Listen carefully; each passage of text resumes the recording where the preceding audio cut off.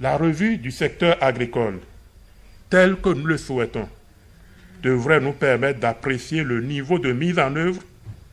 des revues sectorielles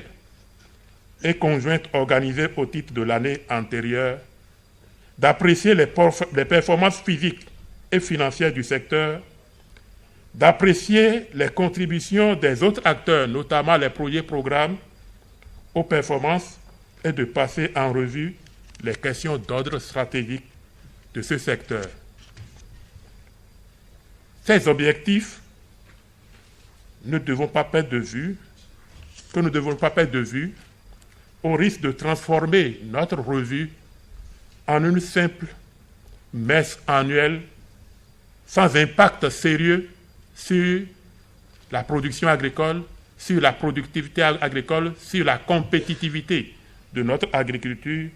et concrètement sur l'amélioration des conditions de vie de nos exploitations familiales et les producteurs et productrices agricoles.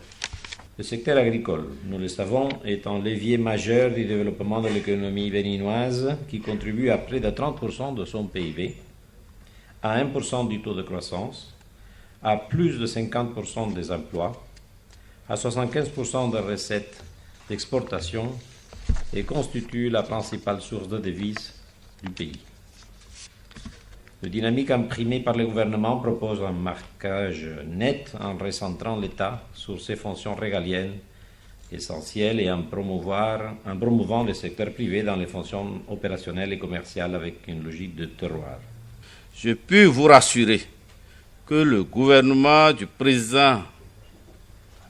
M. Son Excellence Patrice Talon ne ménagera aucun effort pour réaliser notre programme d'action Bénin Révélé qui, dans son volet agriculture, affiche des ambitions claires et la ligne tracée pour concrétiser ces ambitions. Tous ces résultats pourront concourir à mettre l'agriculture béninoise sur orbite et le producteur béninois au centre de l'action publique. Au-delà donc de sa dimension classique de reddition de comptes, je voudrais exhorter chacun de vous à faire de cette revue une occasion de réflexion stratégique et de propositions fortes qui permettent d'améliorer les politiques publiques et de faire du secteur agricole le levier de la croissance économique et du développement. C'est pourquoi je vous invite à participer activement à la présente revue et à donner le meilleur de vous-même, comme vous en avez déjà l'habitude en privilégiant la satisfaction des intérêts généraux, moraux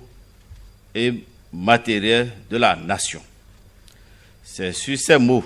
d'exhortation et d'espoir que je déclare au nom du ministre de l'Agriculture, de l'Élevage et de la Pêche solennellement ouverte ce jour, jeudi 13 juillet 2017, les travaux de la revue 2016 du secteur agricole.